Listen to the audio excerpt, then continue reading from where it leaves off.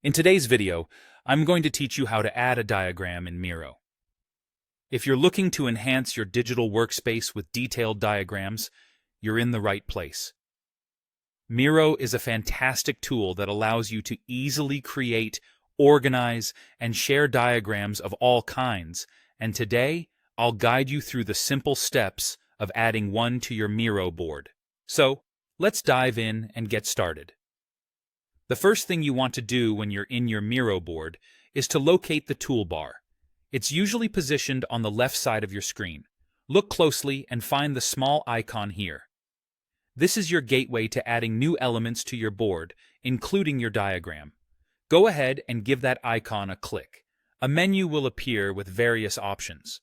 What you're looking for specifically is the option labeled Diagram. Once you've found it, select it to proceed to the next step. With Diagram selected, you're now ready to place a diagram container onto your canvas. Simply click on the canvas where you'd like this container to go. Think of this spot as your diagram's home, so place it somewhere that makes sense for your layout and the other content you have on your board. Now that you've added your diagram, let's move into what Miro calls focus mode. This is a fantastic feature that allows you to work in a clean, distraction-free, and structured environment.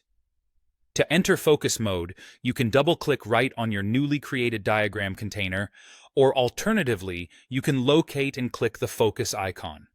This environment is particularly useful when dealing with more detailed and complex diagrams, allowing you to maintain a clear view and focus on the intricacies. Once you're inside focus mode, you're all set to take advantage of Miro AI's powerful capabilities. Miro AI can help you automatically generate complex diagrams with ease, saving you a significant amount of time. To do this, look for the option to Create with AI, and go ahead and click it. You'll then be prompted to select the type of diagram you're aiming to create.